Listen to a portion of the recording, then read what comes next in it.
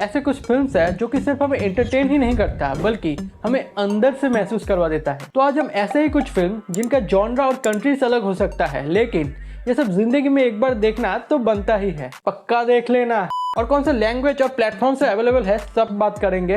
तो शुरू करते हैं सबसे रीसेंट वाले से। 2024 में रिलीज हुआ महाराजा। ये फिल्म एक मिडिल एज आदमी की कहानी है जो पुलिस स्टेशन जाके बस इतना कहता है, मेरा लक्ष्मी चोरी हो गया है, और सब कंफ्यूज हो जाते हैं, लक्ष्मी है क्या, ये कोई चीज है या फिर कुछ और। पूरा फिल्म एक स्लो बर्न मिस्ट्री जैसा अनफोल्ड होता है, लेकिन इसका असली पावर ही है वो स्टोरी टेलिंग स्ट्रक्चर। जैसे हर सीन कुछ छुपाने की कोशिश कर रहा हो और आप हर सेकंड में गेस करते हो, और जब एंड आता है ना, पूरा नैरेटिव उल्टा पड़ जाता है। अब बताए क्यों देखना ही चाहिए। Because this is that rare Indian film जहाँ स्क्रीन राइटिंग मास्टर क्लास मिलता है। Every pause, every frame, every silence, it builds pressure. And Vijay Sethupathi, ये बंदा सिर्फ एक्टिंग नहीं करता, वो आंखों से स्टोरी बोलता है।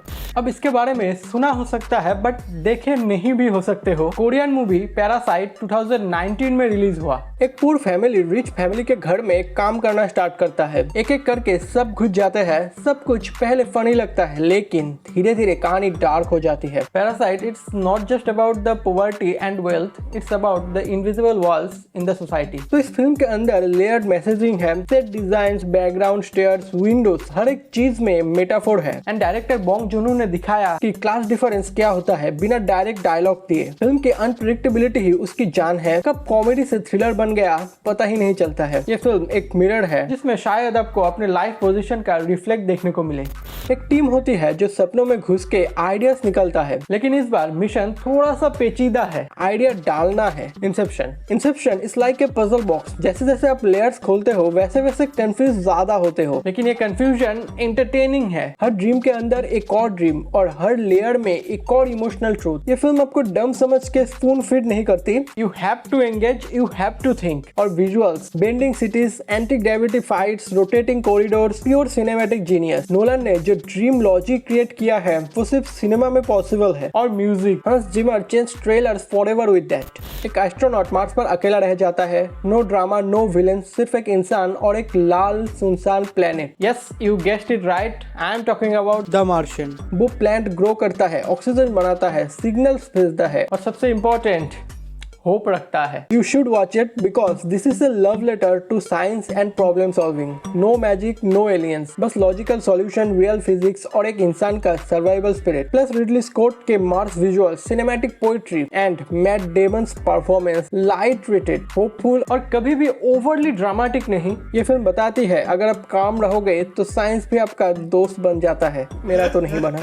अब बताता है एक पुरानी फिल्म की, द शशांक रिडेम्पशन 1994। एक इंसान जिसे लाइफ सेंटेंस मिलता है for a crime he says he did not commit. Jail में कैसे जीता है, कैसे सरवाइव करता है और क्या होप का भी छोड़ता है। पूरे फिल्म में स्लो बर्न स्टोरी टेलिंग है बिना किसी भी अननेसेसरी थ्रिल के। This is pure emotional pay off. No loud dialogues, no dramatic music, just trust building cinema. Tim Robbins and Morgan Freeman की दोस्ती, background score and narration, everything will hit you. Shawshank दिखाता है कि freedom सिर्फ jail के बाहर नहीं होता। कैद होना सिर्फ चार दीवारी के अंदर कोई नहीं कहते, कभी कभी वो सिर्फ हमारे दिमाग में ही होता है।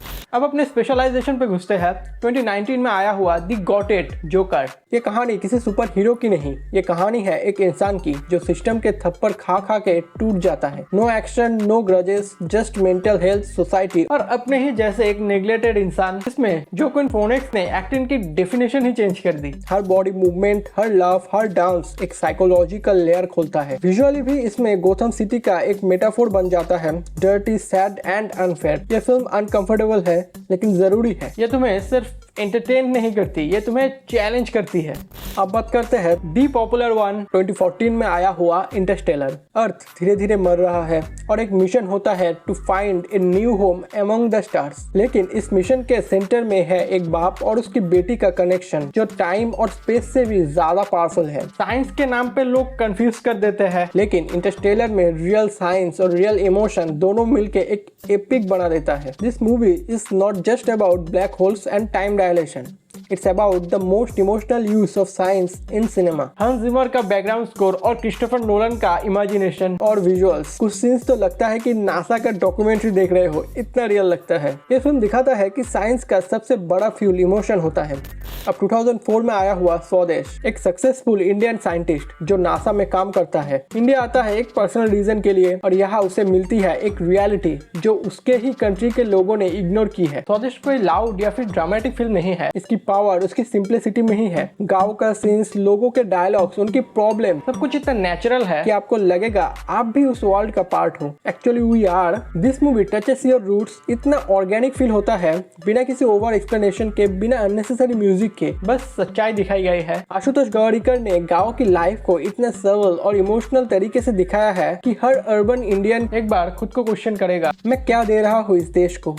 इंडिया की माइथोलॉजी बेस्ड एक हॉरर फिल्म तुम्बाड़। लेकिन ये हॉरर वो नहीं जहाँ भूत आते हैं। यहाँ हॉरर ग्रीड का है, लालच का है। एक बच्चा एक देवता के सीक्रेट तक पहुंच जाता है और उसके बाद सब कुछ खत्म होने लगता है। This is India's most visually rich horror film. हर एक शॉट पेंटिंग जैसा लगता है। Monsoon rains, mud soaked buildings, ancient temples, pure cinematic world building, plus इसके साउंड डिजाइन एंड एटमॉस्फेयर ऐसा है कि बिना जंप स्केयर के भी चिल आ जाता है। ये मूवी एक कहानी है उस भंडार की जहाँ से सोना निकलता है। लेकिन प्राइस क्या होता है वो दिखाता है तुम्बाड़।